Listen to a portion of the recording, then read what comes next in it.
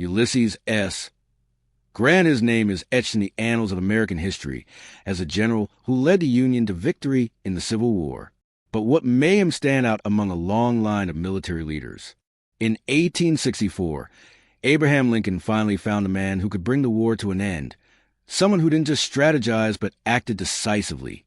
Grant was fearless, relentless, and had an unmatched ability to turn the tide of battle. From humble beginnings to becoming a military mastermind, his leadership shaped the fate of the United States. In this video, we break down 7 reasons why Ulysses S. Grant was one of America's most brilliant military leaders and why his legacy still matters today. In March 1864, Ulysses S. Grant went to Washington, D.C. to receive his commission from Abraham Lincoln as lieutenant general in command of all the Union armies. After several years of frustration with a parade of unsuitable commanders, the president had finally found a man who would defeat Robert E. Lee's Army of Northern Virginia and thus effectively end the Civil War. The choice was surprising to many who had known Grant in former days. 10 years before, in April 1854, Captain Grant had submitted his resignation under a cloud. In one of history's unexpected developments, the military profession Grant had always disliked, in the words of his biographer Bruce Catton, ultimately turned out to be the calling made for him. How did an ambivalent soldier who had been away from the Army for several years and who had drifted during that interval from one civilian occupation to another in search of elusive success end up leading a vast force to victory and saving the Union? Grant's predecessors in command of the Union Army were far more accomplished in military art and science. Winfield Scott, whose experience dated back to the War of 1812, had led the Army since 1841. George B. McClellan, who replaced the aging Scott early in the Civil War, was an able administrator who organized the Army of the Potomac. In the 1850s, McClellan had studied the Crimean War at first hand as a member of an official delegation of American observers.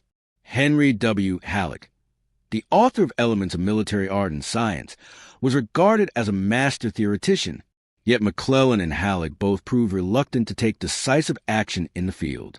After the Battle of Shiloh, it took the latter almost a month to advance 20 miles south to attack the vital Confederate railroad junction at Corinth, Mississippi. Lincoln grew so frustrated with McClellan's inaction that he responded to General's October 1862 request for more horses with an exasperated telegram. "I have just read your dispatch about sore-tongued and fatigued horses. Will you pardon me for asking what the horses of your army have done since the Battle of Antietam that fatigue anything?" By contrast, Grant had never been an enthusiastic student of military art and science. Even his fiercely loyal Lieutenant William T. Sherman doubted Grant's knowledge of grand strategy and books of science and history.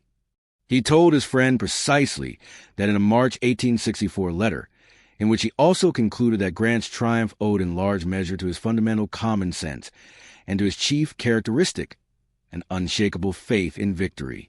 That faith was justified by a serendipitous combination of qualities that enabled Grant to become one of the most extraordinary military leaders in American history. Grant didn't go in much for doctrine, but he brought a relentlessly aggressive approach to warfare. He always favored activity and forward movement to standing still. Even in victory, he would be frustrated by subordinates' failure to pursue the retreating enemy. In his memoirs, he records an incident that reveals his philosophy. In 1863, Union General William Rosecrans refused an order to advance to meet an enemy force, while Grant was laying siege to Vicksburg, the key to controlling the Mississippi River, because Rosecrans claimed that doing so would violate the military maxim not to fight 2 decisive battles at the same time. Grant was singularly unimpressed. If true, he observes, the maxim was not applicable in this case. It would be bad to be defeated in 2 decisive battles fought the same day, but it would not be bad to win them. When, in the summer of 1864, Grant informed the cautious Halleck, back in Washington, of his refusal to disengage Lee and withdraw troops to quell draft resistance in the North, Lincoln responded in language that encapsulated Grant's tenacious approach. "I have seen your dispatch expressing your unwillingness to break your hold where you are. Neither am I willing. Hold on with a bulldog gripe, and chew and choke as much as possible." Sherman told his fellow officer James Harrison Wilson, "I am a damned sight smarter man than Grant. I know a great deal more about war, military history, strategy, and grand tactics than he does. I know more about organization, supply, and administration, and about everything else than he does. But I'll tell you where he beats me and where he beats the world. He doesn't care a damn for what the enemy does out of sight, but it scares me like hell. Grant's refusal to be paralyzed by imagining what the enemy was doing owed to an epiphany early in the war when he was leading a regiment for the first time, in pursuit of Confederate Colonel Thomas Harris in Missouri. As we approached the brow of the hill from which it was expected we could see Harris's camp, and possibly find his men ready formed to meet us, my heart kept getting higher and higher until it felt to me as though it was in my throat. Grant recalls in his memoirs. But when he had the good fortune to find the camp abandoned, Grant's heart resumed its place.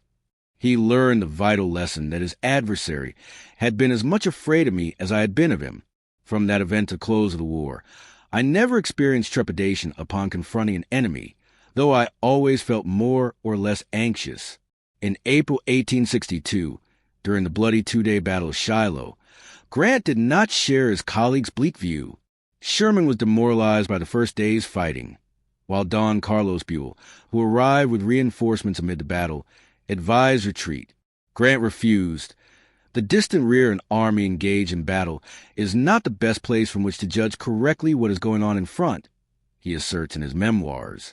By the next day, he continues, we had now become the attacking party. The enemy was driven back all day, as we had been the day before, until finally he beat a precipitate retreat. In May 1864, after fighting to a costly stalemate in his first battle with Robert E. Lee at the Wilderness in Virginia, Grant surprised and delighted the Union Army of the Potomac by not retreating, as they had done so many times before under different commanders. Most of us thought that the next day we should recross the river, a captain in a Massachusetts regiment remembered. But when the order came, by the left flank march, we found that Grant was not made that way, and we must continue to fight. Sherman likewise celebrated Grant's decision. When Grant cried forward after the Battle of the Wilderness, I said, this is the grandest act of his life. Now I feel that the rebellion will be crushed. I wrote him, saying it was a bold order to give, and it showed the mettle of which he was made. What Sherman called Grant's simple faith in success proved infectious. His confidence and determination made others believe in themselves as well. When you have completed your best preparations, you go into battle without hesitation, no doubts, no reserve, Sherman wrote to Grant. I tell you that it was this that made us act with confidence. I knew wherever I was that you thought of me, and if I got in a tight place you would come alive. But Grant was no mystic, nor was he reckless. His confidence was rooted in an unswerving sense of purpose, an unflappable nature, an ability to delegate responsibility as opposed to micromanaging, and knowledge gained by cool and careful observation over the years. In the Mexican War, he studied two commanders in action, Winfield Scott and Zachary Taylor, whose nicknames Old Fuss and Feathers and Old Rough and Ready encapsulate their antithetical styles. From Taylor, who always put his meaning so plainly there could be no mistaking it. Grant learned the importance of clear and direct communication. It was in Mexico, while serving as regimental quartermaster and involving himself in as many battles as he could, that Grant had learned the decidedly unromantic aspects of war, the ingenuity required to feed and supply an army, the hazards of poor camp sanitation, the value of different kinds of expertise, and the unequivocal brutality of combat. In the last year of the Civil War, as casualties mounted and the horrors of trench warfare accumulated in the battles of Cold Harbor and Petersburg, Grant remained fixed in his purpose to destroy Lee's army. In addition to being a gifted writer, Grant was an expert listener at his best, one staff officer suggested, in sudden emergencies. Faced with a new situation, as he was on arriving in the besieged city of Chattanooga in late 1863, Grant sat as silent as the Sphinx, while officers delivered their reports, according to an eyewitness. Then, after firing whole volleys of questions, he proceeded to write out a series of dispatches. The biographer William McFeely explains the significance of this episode. Grant's orders and telegrams demonstrated a grasp of the whole of the Western theater of the war. From the disjointed reports he had been given, he put together a coherent picture of the terrain of an area new to him, and of the vast confused array of men who contended for it. Grant's memory for the terrain was photographic. One staff officer observed that after one hard look at a map, he could follow its features without referring to it again. Besides, he possessed an almost intuitive knowledge of topography and never became confused as to the points of the compass. This gift was complemented by superb horsemanship, which allowed Grant to see for himself as much of the battlefield as possible. In the Eastern Theater, which he studied for only 8 weeks, Grant revealed a thorough grasp of the strategic situation. He decided to leave executive command of the Army of the Potomac to George G. Meade in order to give himself time to manage an extensive area of operations stretching from New England to New Mexico, from Minnesota to Mississippi. Wherever Lee goes, he ordered Meade, there you will go also. Keeping Lee's army engaged, Grant unleashed Philip Sheridan's cavalry on the Shenandoah Valley, the breadbasket of the Confederacy, and freed Sherman to march through the South, destroying railroads, supplies, and morale. Yet none of this would have been possible had Grant not also comprehended the war's larger political context and harmonized his efforts on the battlefield with the aims of the Lincoln administration. As the latter enlarged from the preservation of the Union to the freeing of enslaved persons in the Confederacy with the Emancipation Proclamation of 1863, Grant's policies and vision likewise evolved. His way of prosecuting the war and securing the peace revealed a sure understanding of the war's political stakes and of the fact that the South's best hope of victory was to sap the political will of the North by prolonging the war. For Grant, who as a young man had fought in the Mexican War, a conflict in which he did not believe, the Civil War was a war of principle. At the conclusion of his memoirs, he sums it up with his customary lucidity when he describes the Confederate cause as one of the worst for which a people ever fought, and one for which there was the least excuse. Ulysses S. Grant was more than a general, he was a force of nature. His ability to lead under pressure, push forward despite setbacks, and inspire those around him made him a legend of American military history. His victories were not just about strategy.